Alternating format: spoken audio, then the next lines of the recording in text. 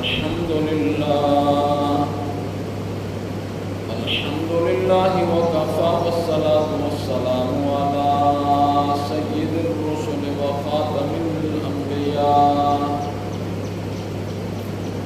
أما بعد فأعوذ بالله من الشيطان الرجيم بسم الله الرحمن الرحيم قل تعالوا أتل ما حرم ربكم عليكم ألا تشركوا به شيئا وبالوالدين إحسانا ولا تقتلوا أولادكم من إملاق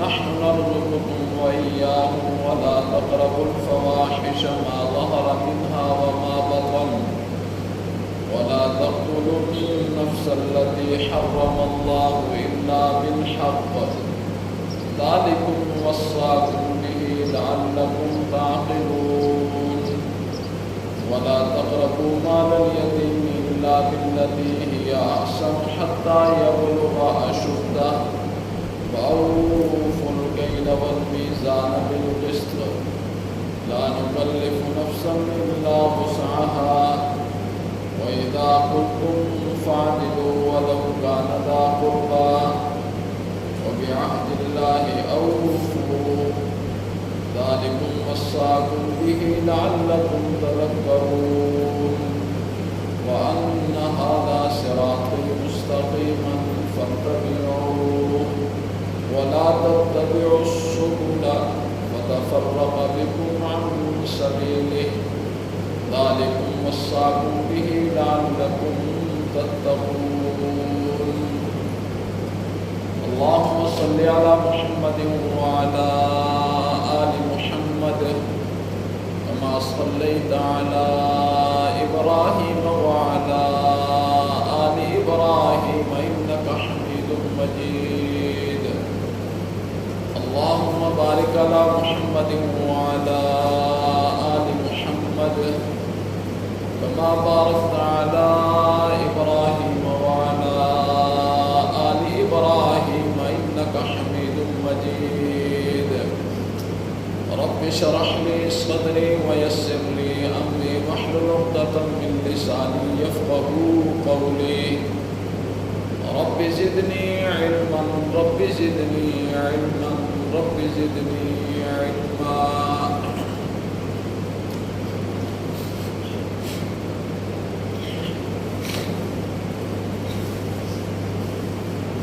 سامعین محترم، سورہ انعام کی 3 آیات تلاوت کی ہیں۔ یہ قرآن مجید کا اتنا عظیم مقام ہے، حدیث کے اندر آتا ہے حضرت عبادہ بن صامت رضی اللہ تعالیٰ عنہ نے ارشاد فرمایا، یہ حدیث کے راوی ہیں، یہ کہتے ہیں کہ ہم نے امام الانبیاء سے قرآن مجید کی ان 3 آیات کے متعلق آپ کی زبان مبارک سے یہ ارشاد سنا۔ آپ نے ارشاد فرمایا کہ قیامت کی صبح تک جو بندہ مجھے ان 3 آیات کی بیعت دے دے، ان 3 آیات پر میری بیعت کر لے، آپ نے فرمایا اس کا اجر اللہ کے ذمہ ہے، اس کا اجر اللہ کے ذمہ ہے۔ دیکھیے 3 آیات کا جو اللہ رب العزت نے اختتام کیا نا، پہلی آیت کو جب اللہ ختم کرتے ہیں تو اللہ کیا ارشاد فرماتے ہیں؟ لعلکم تعقلون، تاکہ تم عقل سے کام لو۔ دوسری آیت کو اللہ نے ختم کیا تو اللہ نے کیا ارشاد فرمایا؟ اللہ نے ارشاد فرمایا لعلکم تذکرون، تاکہ تم عقل کو استعمال کرنے کے بعد نصیحت بھی حاصل کرو۔ اور جب نصیحت حاصل کرو تو تیسری آیت کو اللہ نے ختم کیا تو کیا ارشاد فرمایا؟ لعلکم تتقون، تاکہ تم بچنے والے بن جاؤ۔ ویسے امام الانبیاء نے ارشاد فرما دیا کہ جو ان 3 آیات کی بیعت مجھے دے گا اس کا اجر اللہ کے ذمہ ہے، میں لے کر اللہ سے اجر دوں گا۔ اس قدر مضبوط بات امام الانبیاء نے ارشاد فرمائی۔ آپ کے زبان سے تو موتی جھڑتے ہیں، آسمان نیچے اور زمین اوپر ہو سکتا ہے، لیکن آپ کی زبان مبارک سے نکلے ہوئے الفاظ وہ کبھی غلط نہیں ہو سکتے ہیں، وہ لوہے پر لکیر ہے۔ دیکھیے علم کا تعلق عقل کے ساتھ ہوتا ہے، علم کا تعلق اللہ رب العزت کی جتنی مخلوقات ہیں ان میں صرف 3 مخلوقات ہیں جنہیں اللہ نے صاحب عقل بنایا، باقی مخلوقات ذی شعور ہیں، جس کے اندر سانس چلتا ہے وہ ذی شعور ہے۔ صاحب عقل صرف 3 مخلوقات ہیں، انسان ہیں، جنات ہیں، فرشتے ہیں، یہ صاحب عقل ہیں۔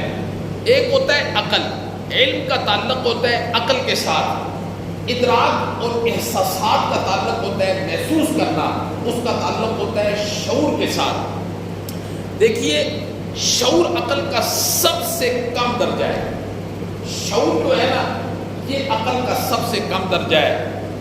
اللہ اکبر، اللہ نے فرمایا انسان تجھے میں نے عقل والی نعمت سے نوازا ہے، عقل کو استعمال کرنا عقل والی نعمت سے نوازا ہے، اور جانور کو میں نے عقل والی نعمت سے نہیں بلکہ عقل کا سب سے کم درجہ شعور اسے عطا کیا ہے۔ اب جانور گرمی محسوس کرتا ہے، سردی محسوس کرتا ہے، بھوک محسوس کرتا ہے، یہ یہاں تک کہ جانور کو اللہ رب العزت نے عقل کا سب سے کم درجہ جو شعور ہے نا وہ عطا کیا ہے، لیکن اس شعور کو وہ کتنا استعمال کرتا ہے۔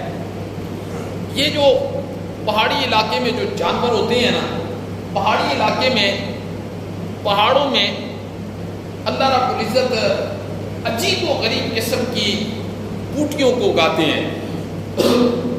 بعض ایسی بوٹیاں ہوتی ہیں جو زہر ہوتا ہے، زہر اگر جانور اسے کھا جائے نا تو جانور اسی وقت مر جاتا ہے، لیکن جانور کو اللہ نے جو شعور دیا ہے نا اس شعور کو وہ اتنا استعمال کرتا ہے، خدا باعث شاید ہے جانور جب وہ بوٹی کو سونگتا ہے نا اسے پتہ چل جاتا ہے یہ میں کھاؤں گا تو میرے لیے موت کا پیغام ہے، میرے لیے موت ثابت ہو جائے گی۔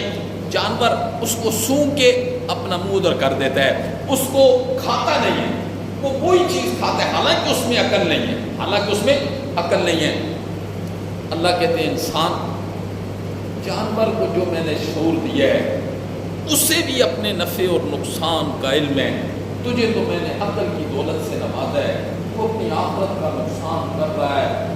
جانور جتنا شعور بھی نہیں ہے تیرے اندر، جانور جتنا شعور بھی استعمال نہیں کیا حالانکہ میں نے عقل دی ہے، تو نے اپنے اختیار سے جانور جتنا شعور بھی استعمال نہیں کیا۔ اسی لیے اللہ کہتے ہیں اولئک کالانعام بل هم اضل۔ پھر اللہ نے فرمایا جس انسان کو میں نے عقل کی دولت سے نوازا ہے اس نے اپنی عقل کو استعمال نہیں کیا، اللہ کہتے ہیں وہ ڈنگر بھی نہیں ہے۔ ڈنگر تو پھر شعور اپنا استعمال کر کے وہ زہر والی بوٹی سے اپنے آپ کو بچا لیتا ہے۔ اللہ نے فرمایا اس لیے میں نے تجھے ڈنگروں سے بھی پرلا درجہ دیا ہے، ڈنگر بھی ایک درجے کا شعور استعمال کرتا ہے، تجھے کو میں نے عقل دی ہے، عقل ہوتے ہوئے اپنا اتنا نقصان کر رہا ہے، اپنی آخرت کا اتنا نقصان کر رہا ہے تو اللہ نے فرمایا اولئک کالانعام، ڈنگر نہیں بل هم اضل، بلکہ اس وقت انسان ڈنگروں سے بھی پرے ہو جاتا ہے، اس لیے کہ وہ اپنے آپ کو جہنم کی آگ کا جو مستحق بنا رہا ہے۔ تو ڈنگر تو قیامت والے دن اللہ سارے جانوروں کو اکٹھا کریں گے اور ایک دوسرے کا بدلہ دلوا کے اللہ انہیں مٹی کر دیں گے، اس وقت کافر دیکھیں گے، مشرک دیکھیں گے، نافرمان دیکھیں گے۔ قرآن کیا کہتا ہے؟ یہ کیا کہیں گے جانور جب مٹی ہو رہے ہوں گے؟ یہ کہیں گے وَيَقُولُ الْكَافِرُ يَا لَيْتَنِي كُنتُ تُرَابًا، کاش آج ہم بھی مٹی ہو جاتے تو بہتر کون ہوا۔ پھر جب اس نے اپنی عقل کو استعمال نہیں کیا جب ہم نہیں تھے تو کچھ بھی نہیں تھا، پتہ بھی نہیں تھا. اسی طرح جانوروں کا بھی یہ حساب ہو جائے گا. تو اللہ رب العزت نے ان 3 آیات کے اندر ہمیں کچھ نصیحتیں فرمائی ہیں. جو آیات میں نے خطبے کی ابتدا میں تلاوت کی ہیں، سورہ انعام کی آیات میں نے تلاوت کی ہیں، تو اللہ رب العزت نے ان 3 آیات کے اندر کچھ ہمیں نصیحتیں فرمائی ہیں. اسی لیے نبی پاک صلی اللہ علیہ وسلم نے ارشاد فرمایا کہ جو ان 3 آیات پر بیعت کر لے گا اس کا اجر اللہ کے ذمہ ہے. پہلی نصیحت اللہ کیا فرمایا؟ اللہ نے فرمایا قل، میرے پیغمبر نے کہہ دیجئے، تعالو آؤ، اتلو، میں تلاوت کر رہا ہوں تمہارے اوپر.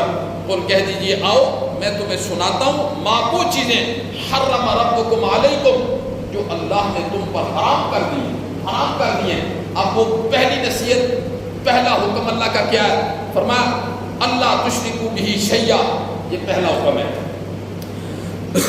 فرمایا اللہ کی ذات کے ساتھ، اللہ کی صفات میں کسی کو شریک نہ کرنا. ان الشرک لظلم عظیم. توجہ سے، وقت نہیں ہے، وقت بڑا تنگ ہے، موضوع تھوڑا طویل ہے، اس لیے آپ کی توجہ چاہوں گا. اللہ نے فرمایا اللہ تشرکو بہ شیئا، اللہ کی ذات کے ساتھ شرک نہیں کرنا. شرک نہیں کرنا. شرک ظلم نہیں ہے، ظلم عظیم ہے. شرک صرف گناہ نہیں ہے، گناہ کبیرہ ہے. شرک صرف بڑا گناہ نہیں ہے بلکہ اکبر الکبائر ہے، بڑا گناہ ہے جس کے متعلق قرآن نے کیا فرمایا؟ انہو من یشرک باللہ فقد حرم اللہ علیہ الجنہ. اللہ نے فرمایا جس نے شرک کیا نا میں نے اس کو اوپر جنت کو حرام کر دیا. ان اللہ لا یغفر ان یشرک بہ ویغفر ما دون ذلک لمن یشاء. اس کے علاوہ جسے چاہوں گا معاف کر دوں گا، مشرک کی مغفرت نہیں کروں گا. اللہ صورتوں میں جب فتوے لگاتے ہیں نا ان لوگوں پر جنہوں نے شرک کیا تو انسان کی عقل دھنگ رہ جاتی ہے. اللہ نے عیسائیوں پر فتویٰ نہیں لگایا. اللہ نے کیا فرمایا؟ لقد کفر الذین قالوا. اللہ نے فرمایا وہ لوگ پکے کافر ہیں. لقد کفر الذین قالوا ان اللہ هو المسیح ابن مریم. اللہ نے فرمایا وہ لوگ پکے کافر ہیں، ان کے کفر میں کوئی شک نہیں ہے، جنہوں نے عیسیٰ بن مریم کو الہ مانا، حاجت روا مانا، مشکل کشا مانا، داتا مانا، معز مذل آج تک مانتے چلے آئے. اللہ نے فرمایا انہیں یہ پتہ نہیں ہے کہ حضرت عیسیٰ نے کیا فرمایا تھا؟ انہو من یشرک باللہ فقد حرم اللہ علیہ الجنہ. حضرت عیسیٰ تو یہ کہتے گے لیکن انہوں نے حضرت عیسیٰ کو الہ مان لیا. یہ تو مسلمہ بات ہے، سب کو پتہ ہے. ایک نصیحت میں تمہیں کر رہا ہوں، آپ کو میں ایک نصیحت کر رہا ہوں، آپ نے اس کو دل کی تختی پر باندھ لینا ہے. یہ مسلمہ بات ہے، سب کو پتہ ہے شرک جو ہے اکبر الکبائر ہے، بڑا گناہ ہے، اللہ نہیں معاف کریں گے. اب آگے اختلاف ہو گیا، لوگوں میں اختلاف ہو گیا. کسی نے کہا بت کے سامنے سجدہ کرنا شرک ہے، قبر کے سامنے سجدہ کرنا شرک نہیں ہے. اختلافات کر دیے. اختلاف وہ بتوں کے سامنے بتوں سے مانگنا شرک ہے، قبر کے سامنے جھکنا یا سجدہ کرنا یہ شرک نہیں ہے، یہ تو سجدہ تعظیمی ہے، فلاں دن کا. اختلافات ہو گئے اور بے پناہ اختلافات ہیں. میں اس بات میں نہیں جاتا. یہ تو پتہ چل گیا ہے کہ شرک بہت بڑا گناہ ہے. یاد رکھنا ہمارے پاس اتنا وقت نہیں ہے، اتنا وقت آج ہمارے پاس نہیں ہے کہ ہم شرک اور شرک کی علامات اور اس کی جزیات جو قرآن نے ذکر کی ہیں ان تک ہماری رسائی ہو. چونکہ وقت نہیں ہے ہمارے پاس، اتنا وقت ہی نہیں ہے رسائی ہو، اور نہ کوشش ہے ہماری. چلو یار کم از کم اتنا تو کر سکتے ہیں. یہ دل دیکھنے والا کون ہے ذرا بولو؟ اللہ ہے. اللہ کیا کہتے ہیں؟ انہ یعلم السر واخفی. میں دلوں کے راز جانتا ہوں، دلوں کے بھید جانتا ہوں. کبھی اللہ کو دل دکھا دو. مولا شرک بہت بڑا جرم ہے، مولا شرک بہت بڑا جرم ہے. اور چھٹا کلمہ یاد کر لو، چھٹا کلمہ اس کو یاد کر لو بس. زیادہ نہیں کر سکتے تو چھٹا کلمہ یاد کر لیں. سارے یاد کریں، پھر اس کے ایک ایک جملے کا معنی آپ یاد کر لیں، پھر اس کو روزانہ اللہ کے سامنے پڑھا کریں. وہ کیا ہے؟ اللہم، کہاں سے شروع ہوتا ہے چھٹا کلمہ؟ اللہم انی اعوذ بک من ان اشرک بک. یہ چھٹا کلمہ آپ نے یاد کر لینا ہے، شاید زندگی ساتھ دے یا نہ دے۔ جو آپ لوگ بیٹھے ہیں بس یہ میری نصیحت یاد کر لیں، چھٹا کلمہ اور اس کے ہر جملے کا معنی آپ حضرات کو آنا چاہیے۔ چھٹے کلمے میں کیا احکامات ہیں؟ اللہم انی اعوذ بک من ان اشرک بک شیئا، مولا میں تجھ سے پناہ مانگتا ہوں، اللہم انی اعوذ بک من ان اشرک بک شیئا، جو میں نے سوئی کے ناکے کے برابر بھی تیرے ذات کے ساتھ شرک کیا نا، مولا میں اس شرک سے پناہ مانگتا ہوں۔ واستغفرک لما لا اعلم، اور میں اس شرک سے بھی مولا پناہ مانگتا ہوں جو انجانے کے اندر ہو گیا، انجانے کے اندر ہو گیا، بھول کر ہو گیا، نہیں پتہ چلا مولا مجھے، اس شرک سے بھی۔ واستغفرک لما لا اعلم بہ تبت عنہ، مولا میں اس سارے شرک سے توبہ کرتا ہوں، مولا میں توبہ کرتا ہوں۔ تو اتنی بات تو آپ کہہ سکتے ہیں اپنے اللہ کو نا۔ چلو قرآن کی مجلس میں یا قرآن کے احکامات کو سننے کا وقت نہیں ہے تو کم از کم یہ تو آپ کے پاس وقت ہے نا، یہ چھٹا کلمہ آپ یاد کر لیں، اس کا معنی یاد کر لیں جی، پھر اسے روزانہ دہرایا کریں ایک مرتبہ، کیونکہ فتنے کا وقت ہے۔ توبت عنہ، مولا میں سب سے توبہ کرتا ہوں، وتبرأت، مولا میں برات کا اعلان کرتا ہوں، من الکفر، کفر سے، والشرک، شرک سے، والکذب، جھوٹ سے، والبدعت، بدعت سے، والنمیمۃ، چغلخوری سے، والفواحش، بے حیائیوں کے کام سے، والبہتان، بہتان لگانے سے، والمعاصی کلھا، مولا ہر قسم کے گناہ سے، وتبرأت، میں برات کا اعلان کرتا ہوں، والمعاصی کلھا اسلمت، مولا میں تیری تابعداری کے اندر آنا چاہتا ہوں، وَأَقُولُ لَا إِلَهَ إِلَّا اللَّهُ مُحَمَّدٌ رَسُولُ اللَّهِ، مولا میں اس چیز کی گواہی دیتا ہوں کہ تیری ذات کے علاوہ کوئی الہ نہیں ہے، کوئی مختار کل نہیں ہے، کوئی حاضر ناظر نہیں ہے، مولا جہاں تیری رسائی ہے وہاں کسی کی رسائی نہیں ہے، ہر ایک کا علم تیرے مقابلے میں محدود ہے، تیرا علم لا محدود ہے مولا، لا محدود علم ہے۔ میرے بھائی اتنی بات تو کر سکتے ہیں، پھر اللہ کو دل دکھائیں، مولا مجھے نہیں پتا، کوئی کہتا ہے یہ شرک ہے، کوئی کہتا ہے یہ شرک ہے، مولا تیری قوتیں ساری قوتوں سے بڑھ کر ہیں، مولا میں تیرے سامنے دعائیاں ڈالتا ہوں، مولا اپنی قدرت کاملہ سے، مولا اس گناہ سے میری حفاظت فرما۔ اللہ سے بڑھ کر کوئی طاقتور ہے؟ اللہ سے بڑھ کر کوئی طاقتور نہیں ہے۔ جب آپ اللہ کو پکاریں گے، اللہ کہتے ہیں تو چل کے آئے گا تو میں دوڑ کے آؤں گا، تو ایک ہاتھ آئے گا تو میں دو ہاتھ آؤں گا، تو ارادہ کرے گا تو ہم تیرے نام اعمال میں نیکیاں لے کے رکھ دیں گے۔ اللہ اتنی رحمت والا اللہ ہے، اس لیے ایک اس آیت کے اندر جو پہلا حکم ہے وہ یہ ہے، وہ کیا ہے؟ اللہ تشرکوا بہ شیئا، اللہ کی ذات کے ساتھ شرک نہیں کرنا، وبالوالدین احسانا، والدین کے ساتھ کیا کرنا ہے؟ حسن سلوک کرنا ہے، والدین کے ساتھ کیا کرنا ہے؟ یہ پہلا حکم ہے جو شرک والا گزر گیا۔ دوسرا حکم کیا آ گیا؟ وبالوالدین احسانا، اپنے مائی باپ کے ساتھ احسان کرنا ہے، احسان۔ پھر اس پر 5 احکامات ہیں۔ سب سے پہلی بات، اف تک بھی نہیں کرنا، اف تک بھی نہیں کرنا۔ اف سے مراد کیا ہے؟ اف تک نہیں کرنا، یعنی اللہ نے فرمایا اپنی پریشانیاں مائی باپ کے سامنے ذکر نہ کیا کرو، اپنی پریشانیاں مائی باپ کے سامنے ذکر نہ کیا کرو۔ بابا کاروبار نہیں ہے، بابا بڑا کمزور جا رہا ہوں، کیوں؟ اس سے بھی ان کا دل دکھتا ہے۔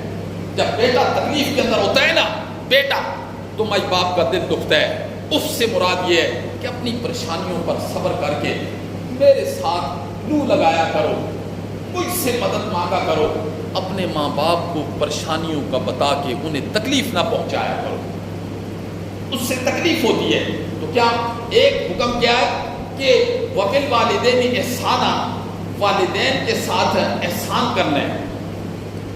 نمبر 2، انہیں ڈانٹنا بھی نہیں، انہیں ڈانٹنا نہیں ہے۔ کتنا ڈانٹ رہے ہوتے ہیں آج ہم اپنے ماں باپ کو، کتنا؟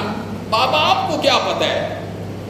ہاں، جس بابا نے پالا، یہاں تک پہنچایا، اب وہ اپنے دوستوں کے سامنے اگر اس کا والد آ جائے تو اسے بھی تحقیر محسوس کرتا ہے۔ اللہ نے فرمایا ڈانٹنا نہیں ہے، ڈانٹنا نہیں ہے بابا کو، پھر ان کے ساتھ ادب سے پیش آنا ہے، ادب سے پیش آنا ہے، ان کے سامنے ہر وقت انکساری اور عاجزی سے اپنے پر جھکا کے آنا ہے، پر جھکا کے، یہ چوتھا حکم ہے قرآن کا، پر جھکا کے آنا ہے۔ اور پانچواں حکم کیا ہے؟ اللہ نے فرمایا ان کے لیے دعائیں کرنی ہیں، ان کے لیے، ماں باپ کے لیے دعائیں کرنی ہیں۔ حدیث کے اندر آتا ہے، ایک حدیث ہے، حدیث کے اندر آتا ہے، ایک صحابی نے سوال کیا اللہ کے پیغمبر، ایک بندہ ہے اس نے یہ کچھ بھی نہیں کیا ماں باپ کے ساتھ، ساری زندگی تڑپاتا رہا، ساری زندگی دکھ پہنچاتا رہا، ساری زندگی بے ادبی کرتا رہا، ساری زندگی اکڑ کے ان کے سامنے چلتا رہا، ان کے ساری کیا کرنی ہے، اکڑ کے چلتا رہا، باپ نے کچھ کہا تو اس نے کچھ کیا۔ اگر اس کے مائی باپ دنیا سے چلے جاتے ہیں، مولا اس بندے کے لیے کیا حکم ہے، اس بندے کے لیے کیا حکم ہے؟ اللہ اکبر۔ دیکھیے اسلام کتنا خوبصورت اور کتنا آسان مذہب ہے، کتنا خوبصورت، ہر چیز کا حل رکھا ہے۔ اللہ اکبر۔ امام الانبیاء نے فرمایا اگر وہ یہ کام کر لے، اللہ قیامت والے دن اسے مائی باپ کے احترام والے لوگوں میں سے اٹھا دے گا، مائی باپ کے ادب والی صف میں اسے کھڑا کر دے گا، تابعداری اور فرما برداری والی صف میں اسے کھڑا کر دے گا۔ اللہ اکبر۔ سب سے پہلا کام کیا کرے؟ اگر ماں باپ کا قرض ہے کسی پر تو بیٹا وہ قرض ادا کر دے۔ اب خدمت تو نہیں نہ کی ماں باپ کی، اب بیٹا کیا کرے؟ ماں باپ کا قرض ادا کر دے۔ اور دوسرا کام کیا کرے؟ دوسرا کام یہ ہے کہ جو ماں باپ کے دوست ہیں، والدہ کی سہیلیاں تھیں، والد کے دوست تھے، ان کے ساتھ حسن سلوک شروع کر دے، ان کے ساتھ کیا کر دے؟ حسن سلوک شروع کر دے۔ اللہ اکبر۔ تو اس پر بھی اللہ کوئی اجر عطا فرمائیں گے ماں باپ کے۔ آج تو خیر اس چیز کا تصور بھی نہیں ہے، تصور بھی نہیں ہے، لیکن کسی دور میں اس چیز کا بڑا تصور ہوا کرتا تھا، بڑا تصور ہوا کرتا تھا۔ حضرت عبداللہ ابن عمر مکہ جا رہے تھے، راستے میں سفر کر رہے تھے، ایک بندے سے ملاقات ہو گئی، حضرت عبداللہ کی ملاقات ایک بندے سے ہوئی، تو ساتھ دوست و احباب بھی تھے، تو حضرت عبداللہ نے اپنی پگڑی، بڑی قیمتی پگڑی اتار کے اسے دے دی اور اپنی سواری بھی اسے دے دی۔ تو جب دے کے فارغ ہوئے چلا گیا تو ساتھیوں نے کہا یہ فقیر تھا، تھوڑے سے پیسے بھی دے دیتے، تھوڑے سے، بس بات بن جاتی، آپ نے اسے سواری بھی دے دی، پگڑی خوبصورت اتار کے دے دی۔ حضرت عبداللہ ابن عمر نے کیا فرمایا؟ تم نے اسے فقیر سمجھا ہے؟ یہ فقیر نہیں ہے، یہ میرے بابا کا دوست ہے، یہ میرے بابا کا دوست ہے، یہ میں نے اسے نہیں دیا، یہ چیزیں میں نے اپنے بابا کو دی، یہ میں نے اپنے بابا کو دی، یہ میرے بابا کا دوست ہے، تم نے اسے فقیر سمجھا؟ یہ تمہاری نظروں میں فقیر ہوگا، میری نظروں میں تو میرا والد کی جگہ ہے، میرے والد کا دوست جو ہوا، اللہ نے حکم نہیں دیا۔ اللہ اکبر۔ تو امام الانبیاء نے کیا ارشاد فرمایا؟ فرمایا ماں باپ کے ساتھ احسان کیا کرو، احسان کیا کرو، ادب سے پیش آیا کرو، عاجزی ان کے ساری کے ساتھ چلا کرو جی، ان کے جانے کے بعد ان کے جو دوست احباب ہیں ان کا احترام کیا کرو۔ اللہ اکبر۔ پھر جو والد کے رشتہ دار ہیں یا والدہ کے رشتہ دار ہیں ان کے ساتھ صلہ رحمی کا حکم دیا، یعنی چچا ہے، تایا ہے، چچے کا بیٹا ہے، تائے کا بیٹا ہے، یہ والد کی طرف سے رشتہ دار ہے جی، اور والدہ کی طرف سے نانا ہے، خالہ ہے، والد کی طرف سے پھوپھیاں ہیں، پھوپھیوں کی اولاد ہے۔ آج دشمنی یہاں سے شروع ہوتی ہے، دشمنی یہاں سے شروع ہوتی ہے ہماری، چچا کے بیٹے کے ساتھ، پھوپھی کے بیٹے کے ساتھ، مامے کے بیٹے کے ساتھ جی، ہماری دشمنی یہاں جی، وہ جیسے بھی ہیں، اگر آپ کے دل اور دماغ میں دین ہے تو آپ وہ جیسے بھی ہیں، جب صلہ رحمی کا وقت آئے گا، وہ آپ سے ناراض ہے جو بھی ہے، صلہ رحمی اس نیت سے کر دینا کہ یہ میرے بابا کا بھائی ہے، یہ میرے بابا کا بڑا بھائی ہے، یہ میرے بابا کا بھتیجا ہے، یہ میری ماما کا بھانجا ہے جی۔ تو والدہ کے رشتہ دار اور والد کے رشتہ دار، ان کے جانے کے بعد اگر ماں باپ کی خدمت نہیں کی ہے تو ان کے ساتھ صلہ رحمی کیجیے۔ تو امام الانبیاء نے فرمایا یہ کام کرو گے نا، قیامت والے دن کل اللہ ماں باپ کے تابعدار لوگوں کی صف میں آپ کو کھڑا کر دے گا، تابعدار۔ تو یہ دیکھو اسلام نے کتنا خوبصورت حل بتایا، اور پھر ماں باپ کے لیے کثرت کے ساتھ دعا کرنا. یہ دوسری نصیحت میں عرض کر رہا ہوں. ماں باپ کے ساتھ کثرت، ماں باپ کے لیے کثرت سے دعا کرنا. رب ارحمہما کما ربیانی صغیرا، رب ارحمہما کما ربیانی صغیرا. مولا میرے ماں باپ پر رحم کر جیسے کہ بچپن میں انہوں نے مجھ پر رحم کیا. ماں کتنی تکلیفیں برداشت کرتی ہے. قرآن نے کہا 9 مہینے تک پیٹ میں اٹھاتی ہے، 9 مہینے تک پیٹ میں اٹھاتی ہے، پھر پیدائش کے وقت کتنی تکلیفیں برداشت کرتی ہے، پھر 2 سال تک دودھ پلانے کی مدت میں کتنی تکلیفیں برداشت کرتی ہے. وہ بیٹا جب ماں باپ کے سامنے کھڑا ہو جوان ہو کے، وہ ماں باپ کو کہے تجھے کیا پتہ ہے، میری سمجھ یہ ہے. اس وقت ماں باپ کے دل پر کیا گزرتی ہے جب وہ ان کی بات نہیں مانتا، ان کے سامنے کھڑا ہو جاتا ہے، وہ نصیحت کرتے ہیں، اس نصیحت کو وہ نہیں سمجھتا ہے کہ ماں نے مجھے کیوں ایسی نصیحت کی. تو اس وقت ماں باپ کے دل پر کیا گزرتی ہے. یہ تو مکافات عمل ہے، آج ہم کریں گے کل ہماری اولاد کرے گی. یہ نہیں ہو سکتا کہ آج ہم اپنے مائی باپ کو تنگ کریں تو ہم بچ کے نہیں. کچھ گناہ ایسے ہیں کہ اللہ ان کا بدلہ دنیا میں دیتے ہیں. ان میں سے ایک ماں باپ ہے، ان کی نافرمانی اس وقت تک اللہ موت نہیں دیں گے کہ جب تک وہ صورتحال اس کے سامنے نہ آ جائے. اس لیے جن کے ماں باپ ہیں وہ ان کا ادب کریں، احترام کریں، بہت ادب کریں، بہت احترام کریں، حد سے بڑھ کر ادب کریں، حد سے بڑھ کر احترام کریں، حد سے بڑھ کر ان کے سامنے عاجزی کریں، حد سے بڑھ کر ان کے سامنے آداب کا خیال رکھیں. جی ویسے امام الانبیاء نے کہہ دیا ہے کہ ماں باپ کے چہرے کو ایک مرتبہ محبت کی نگاہ سے دیکھنا اللہ اس کے نامہ اعمال میں ایک حج اور ایک عمرے کا ثواب دیتے ہیں. دوست کے چہرے کو دیکھ اوپر حج اور عمرے کا ثواب تو نہیں ہے لیکن چونکہ نفس امارہ ہے نا، یہ شیطانیت کو چاہتا ہے نفس امارہ، اور شیطان بھی وہی چاہتا ہے. تو پھر جب ایسے دوست ملتے ہیں تو پھر ہر چیز بھول جاتی ہے. لیکن دنیا میں پھر ایسا وقت آتا ہے انسان روتا ہے، بہت روتا ہے، لیکن پیچھے والے سارے دروازے بند ہو جاتے ہیں. اس لیے جو وقت اللہ نے دیے اس کی قدر کرنی چاہیے. تو ماں باپ کے لیے دعا کرنی.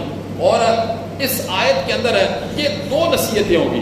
اور تیسری نصیحت اللہ نے کیا فرمائی، وَلَا تَقْتُلُوا أَوْلَادَكُم مِّنْ إِمْلَاقٍ. اولاد کو بھوک کے ڈر سے قتل نہ کرو. بھوک کے ڈر سے اولاد کو کیوں قتل کرتے ہو؟ بہت صورتیں ہیں اس کی، بہت صورتیں ہیں. خاندانی منصوبہ بندی بھی اس میں آ جاتی ہے.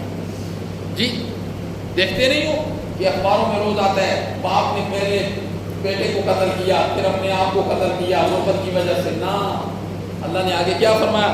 اللہ نے فرمایا نحن نرزقکم وإیاہم، تمہیں بھی ہم رزق دیتے ہیں، انہیں بھی ہم رزق دیتے ہیں، تم کیوں اپنے آپ کو. تو یہ تیسری اللہ رب العزت نے نصیحت. اور چوتھی ولا تقربوا الفواحش، بے حیائی کے قریب بھی نہ جاؤ، بے حیائی کے قریب بھی نہ جاؤ. اللہ اکبر. امام الانبیاء نے کیا ارشاد فرمایا؟ امام الانبیاء نے ارشاد فرمایا الحیاء شعبۃ من الایمان. حیا یہ ایمان کا جز ہے. حیا آج تو ختم ہی ہو گیا نا. حیا کیا؟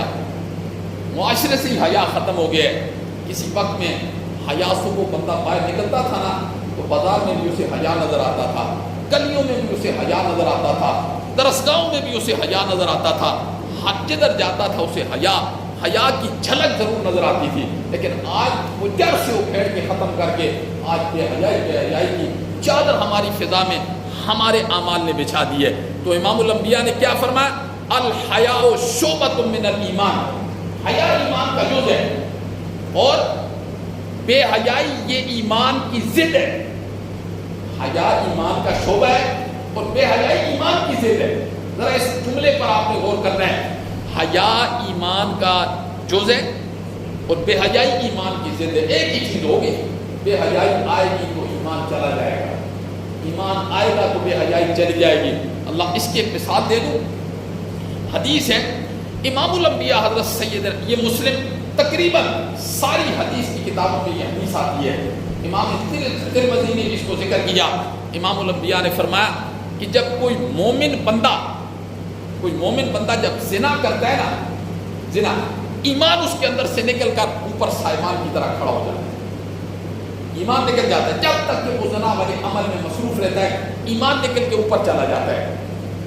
جب وہ زنا کے عمل سے فارغ ہوتا ہے پھر ایمان اس کے اندر آتا ہے. اس حالت میں اگر بندہ مر گیا نا تو کفر پر اس چونکہ ایمان کیوں نہیں ہے، ایمان کیوں نکل گیا، اس آدمی اس حالت میں کوئی گولی مار دے، کسی طرح مر جائے، ہارٹ اٹیک ہو جائے، چونکہ ایمان جو باہر ہے، ایمان تو اندر نہیں ہے. تو اس لیے امام الانبیاء نے فرمایا جب کوئی مومن بندہ زنا کرتا ہے نا تو ایمان نکل کر اوپر کھڑا ہو جاتا ہے سائمان کی طرح. اگر اسی عمل کے اندر وہ فوت ہو گیا تو وہ ایمان کے بغیر گیا ابد الآباد، ہمیشہ ہمیشہ کے لیے، چونکہ ایمان ہے. تو کئی ایسی چیزیں ہیں جو انسان کر رہا ہوتا ہے ایمان صاحبان کی طرح، ان میں ایک چیز زنا بھی ہے. زنا جو ہی زنا عمل سے فارغ ہوگا پھر وہ ایمان اندر آ جائے گا. اگر توبہ کی پھر دروازہ کھلے، توبہ کے بغیر چلا گیا تو پھر آگے سزا ہے. اگر اس حالت میں نہیں بھی جاتا، بغیر توبہ کے چلا جاتا ہے، پھر اس کی سزا کتنی ہے. تو یہ تیسری چیز اللہ نے کیا فرمائی، اولاد کو بھوک کے ڈر سے نہیں مارنا. نحن نرزقکم وإیاہم، تمہیں بھی رزق دیتے ہیں انہیں بھی رزق دیتے ہیں. ولا تقربوا الفواحش، اور بے حیائی کے قریب بھی نہیں جانا. اور چوتھا حکم اللہ نے کیا نصیب، ولا تقتلوا النفس التي حرم الله الا بالحق، ناحق کسی کو قتل نہیں کرنا. کسی بندے کو انسان منصوبہ بناتا ہے، منصوبہ بنانے والا بھی اس میں شامل ہے، قتل کرنے والا بھی اس میں شامل ہے، اس کے ساتھ چلنے والا، یہ سارے قاتل ہیں. جو کسی کو ناحق قتل کر دے گا یہ سارے قاتل ہیں. اللہ نے فرمایا قاتل کو 4 قسم کی سزا ہے. ایک تو جہنم میں ڈالوں گا، دوسرا ابد الآباد ڈالوں گا، ہمیشہ کے لیے ڈالوں گا، تیسرا اس پر میرا غضب ہوگا، اور چوتھی چیز جو قرآن نے ذکر کی اللہ نے فرمایا اس پر میری لعنت ہوگی. یہ 4 قسم کی سزا. ہاں 3 قسم کے قتل حق ہیں. اگر شرعی نظام ہو، شرعی نظام، یہاں تو شریعت کا نظام نہیں ہے، شرعی نظام ہو تو 3 قسم کے قتل قرآن نے کہا ہے. ایک قتل کے بدلے میں قتل، کوئی بندہ کسی کو قتل کر دے اس کے بدلے میں اسے قتل کر دیا جائے گا. شادی شدہ بندہ زنا کر دے اس کی سزا قتل ہے، بس یہ قتل ہی اس کی معافی ہے. اور تیسرا وہ بندہ جو مرتد ہو جائے اسے 3 دن کی مہلت دی جائے گی، اگر وہ اسلام میں نہیں آتا تو چوتھے دن اسے کیا کر دیا جائے گا، قتل کر دیا. یہ قتل حق کی یہ 3 صورتیں ہیں. اس کے علاوہ جو ہے نا کسی کا قتل بھی جو ہے اللہ نے فرمایا یہ حرام ہے، اس کی سزا. اور چوتھی نصیحت اللہ رب العزت نے کیا کی، ولا تقربوا مال الیتیم، وہ یتیم کے مال سے بچو، لوگوں اس کے کھانے سے بچو. یہ نصیحتیں کیسی، اسی لیے رسول اللہ صلی اللہ علیہ وسلم نے فرمایا جو ان 3 آیات پر مجھے بیعت دے دے گا، لوگوں قیامت کی صبح تک جو بیعت دے دے گا ان 3 آیات کی، مجھے اس کا اجر اسے اللہ ضرور دے گا، میں اس کو اللہ سے اجر دے کر دوں گا. فرمایا یتیم کے مال سے کیا کرو، بچ جاؤ، اس کو کھانے سے بچ جاؤ، اس کو ضائع کرنے سے بچ جاؤ. 3 بندوں کی دعا اللہ قبول نہیں کرتے ہیں. 3 حدیث کے اندر آتا ہے 3 بندے کی دعا اللہ قبول نہیں کرتے. ایک وہ بندہ جس کی بیوی زانیہ اور وہ سے طلاق نہ دے، اس کی دعا کبھی قبول نہیں ہوگی. ایک وہ بندہ جو کسی پر ناجائز پیسے ڈال دے، اس نے میرے پیسے دینے ہیں، حالانکہ اس نے دینے نہیں، پر ناجائز جھوٹ کہتا ہے اس نے میرے پیسے دینے ہیں. امام الانبیاء نے فرمایا اللہ اس کی دعا بھی کبھی قبول نہیں کرے گا، کبھی قبول نہیں کرے گا. اور تیسرا وہ شخص جو یتیم کے مال کو بے دردی کے ساتھ ضائع کر دیتا ہے، بے دردی کے ساتھ ضائع کر دیتا ہے، اللہ اس کی دعا بھی قبول نہیں کرتے. تو یہ اللہ رب العزت نے یہ ارشاد فرمایا کہ وَلَا تَقْرَبُوا مَالَ الْيَتِيمِ إِلَّا بِالَّتِي هِيَ أَحْسَنُ حَتَّى يَبْلُغَ أَشُدَّهُ. ہاں اس کے مال کی حفاظت کرو، اس کے مال کی حفاظت کرو. اور جب اس کے مال کی تم حفاظت کرو گے، روزانہ اللہ نے فرمایا روزانہ، جب تک کہ یتیم کی اپنی بلوغت کو نہیں پہنچ گیا، سمجھداری کو نہیں پہنچ گیا، روزانہ تمہارے اعمال میں جہاد فی سبیل اللہ کے برابر اجر ہے. اجر کتنا ہے، اجر کتنا ہے، روزانہ تمہارے نام اعمال میں جہاد کرنے کا اجر لکھوں گا، اس لیے کہ تم نے یتیم کے مال کی حفاظت کی ہے. اور سمجھداری کی عمر کو وہ پہنچ گیا تو گواہوں کی موجودگی میں اس کو کیا کر دینا، اس کے سپرد کر دینا. اور ایک حکم اللہ رب العزت نے کیا ارشاد فرمایا، وَأَوْفُوا الْكَيْلَ وَالْمِيزَانَ بِالْقِسْطِ، وَأَوْفُوا الْكَيْلَ وَالْمِيزَانَ بِالْقِسْطِ، ماپ تول کو پورا کیا کرو. کیسے زبردست ان 3 آیات کے اندر اللہ نے، ویسے امام الانبیاء نے کہہ دیا کہ بیعت دے دو، فرمایا ماپ تول کو پورا کرو. جب بندہ پانی میں، دودھ میں پانی ڈال رہا ہوتا ہے اس وقت اللہ تو نہیں دیکھتا نا، بولو دیکھتا ہے کہ نہیں دیکھتا؟ بولو نا، دیکھتا ہے اس وقت اللہ۔ تو وہ کس نظریے سے ڈال رہا ہوتا ہے، کیا سوچ کے ڈال رہا ہوتا ہے دودھ میں پانی کہ اللہ نہیں دیکھتا؟ یہ شیطان ہے، شیطان ہمارے دماغ میں ڈالتا ہے جب گناہ کر، نہیں اللہ کو نہیں پتا۔ کئی مرتبہ ایسے ہوتا ہے نا، شیطان کہتا ہے نہیں اللہ سے چھپی ہوئی بات ہے، ایسی کوئی بات نہیں ہے۔ اللہ اگر رمضان میں حلق سے قطرہ گرتے ہوئے دیکھتا ہے نا تو پورا سال بھی اللہ چیزوں کو دیکھتا ہے۔ اللہ کہتے ہیں میں بصیر ہوں، میں خبیر ہوں، میں علیم ہوں، میرے جیسا بصیر کوئی نہیں ہے، میرے جیسا علیم کوئی نہیں ہے، میرے جیسا سمیع کوئی نہیں ہے۔ جب میں سب کچھ ہوں تو پھر میرا دروازہ چھوڑ کے غیر اللہ کو تم علیم کیسے جانتے ہو؟ غیر اللہ کو سمیع تم کیسے مانتے ہو؟ غیر اللہ کو بصیر تم کیسے مانتے ہو؟ جب میں جو تمہیں کہہ رہا ہوں میں علیم ہوں، میں بصیر ہوں، میں سمیع ہوں، تو پھر میرا دروازہ چھوڑ کے۔ تو اللہ نے فرمایا ماپ اور تول کے اندر کیا کرو؟ ماپ اور تول کے اندر کمی نہ کرو، یہ پورا پورا دو۔ آج کس قدر دغا بازی ہے، جو پہلی اقوام کے اندر ساری گناہ پائے جاتے تھے نا، ان اقوام میں ایک گناہ پایا جاتا تھا، ہم میں سب کے گناہ اکٹھے کرو، آج وہ ہم میں پائے جاتے ہیں۔ پہلے کسی قوم کے اندر ایک گناہ تھا، ماپ تول کی کمی تھی، قوم شعیب کے اندر ماپ تول کی کمی تھی جی، کسی قوم کے اندر کیا گناہ تھا، کیا گناہ تھا، کیا گناہ تھا۔ آج ساری اقوام کے گناہ اکٹھے کر کے جنہیں اللہ رب العزت نے صفحہ ہستی سے مٹا کے رکھ دیا تھا، آج وہ سارے گناہ ہمارے اندر پائے جاتے ہیں۔ یہ تو امام الانبیاء کی دعا کی برکت ہے کہ یہ زمین ہمیں کھا نہیں گئی، یہ صرف امام الانبیاء کی دعا کی برکت ہے۔ امام الانبیاء نے دعا کی مولا میری امت کو پہلی امتوں کی طرح یک مشت غرق نہ کر دینا۔ اللہ نے فرمایا جا میرا پیغمبر میں نے قبول کی، لیکن انفرادی طور پر اللہ نے فرمایا میں عذاب بیچتا رہوں گا۔ تو جب یہ تین آیات کے اندر اللہ نے یہ نصیحتیں کی، یہ نصیحتیں کی۔ اللہ اکبر۔ دیکھو جس دل کے اندر خوف خدا ہوگا، آج ہمارے دلوں میں خوف خدا ہے ہی نہیں ہے، چونکہ شیطان غالب ہے، شیطان غالب ہے۔ ایمان تو ہمارے دلوں میں کس قدر ہے، کتنا ایمان ہے؟ یہ ایمان تو نہیں ہوتا، ایمان تو وہ ہوتا ہے کہ بندہ کام کرتے ہوئے لرز جائے، کہ اگر ایمان ہوگا تو لرز نہیں جائے گا۔ اللہ اکبر۔ مجھے ایک واقعہ یاد آ گیا، حضرت عبداللہ ابن عمر ہی کہہ رہے میں حج کے سفر پر جا رہا تھا، حج کے سفر پر مدینہ سے نکلا، مکہ پر پیدل سفر تھا، میرے ساتھ دوست تھے، یار سے۔ حضرت عبداللہ ابن عمر کہتے ہیں کہ شدید گرمی ہے، آسمان آگ برسا رہا ہے، عرب کی گرمی۔ اللہ اکبر۔ جو لوگ عرب میں رہے انہیں پتہ ہے کہ آج تو سہولیات ہے نا، ایسی ہے، پانی ہے، سب کچھ ہے، سایہ ہے، اس وقت تو کچھ بھی یہ چیزیں نہیں تھیں۔ حضرت عبداللہ ابن عمر کہتے ہیں کہ ہم گئے تو میں نے ایک چرواہے کو دیکھا بکریاں چرا رہا ہے، تو میں نے اسے کہا کہ آؤ میرے ساتھ کھانا کھا لو۔ اس نے کہا انی صائم، میں روزے دار ہوں۔ حضرت عبداللہ ابن عمر کہتے ہیں میں حیران رہ گیا، اس قدر گرمی ہے، آسمان آگ برسا رہا ہے، اور اس نے کہا انی صائم، میں روزے دار ہوں۔ حضرت عبداللہ ابن عمر کہتے ہیں میں نے اسے کہا، میں نے دل میں سوچا کہ چلو اس کا امتحان لیتے ہیں، اس کا امتحان لیتے ہیں۔ حضرت عبداللہ ابن عمر کے دل میں یہ ظاہر ہے اتنی شدید گرمی میں بکریاں چرا رہا ہے، پہاڑ پہ کھڑا ہے، اوپر آگ برس رہی ہے، سایہ کوئی نہیں ہے، کھڑا ہے روزے سے۔ حضرت عبداللہ ابن عمر کہتے ہیں میں نے دل میں سوچا اس کا امتحان لیتے ہیں، میں نے اسے کہا ایک بکری مجھ پر بیچ دے۔ اس نے کہا یہ میرے مالک کی ہے، میں تو اس کا غلام ہوں، یہ میرے مالک کی ہے، میں اس کا غلام ہوں۔ حضرت عبداللہ ابن عمر نے فرمایا تو کون سا تیرا مالک تجھے دیکھ رہا ہے، بیچو مجھ پر، رات کو ذبح کر کے سب کھائیں گے، آپ کو بھی کھلائیں گے۔ اس نے آگے سے جواب دیا اگر میرا مالک نہیں ہے تو فَأَيْنَ اللَّهُ، اللہ کدھر جائے گا؟ فَأَيْنَ اللَّهُ، پھر اللہ کدھر جائے گا؟ مجھے یہ بتاؤ، اگر میرا مالک نہیں ہے تو فَأَيْنَ اللَّهُ، اللہ کدھر ہے؟ اللہ اکبر۔ حضرت عبداللہ ابن عمر کہتے ہیں میں نے اس کے مالک کا نام پوچھا، اللہ اکبر، کیسی قدردانی تھی۔ میں نے اس کے مالک کا نام پوچھا، وہ مکہ میں رہتا تھا، میں گیا، پھر اس کے غلام کا تذکرہ کیا، میں نے کہا تو تیرا غلام ہے، یہ بکریاں تیری؟ اس نے کہا، حضرت عبداللہ ابن عمر کہتے ہیں میں نے اس کو کہا یہ سب کچھ مجھ پر فروخت نہیں کر دیتا؟ اس نے کہا میں فروخت کر دیتا ہوں۔ حضرت عبداللہ ابن عمر نے اس کو پیسے دیے نا، تو واپس آ کے اس چرواہے سے کہا یہ بکریاں بھی تیری ہیں، اور آج کے بعد تو آزاد ہے۔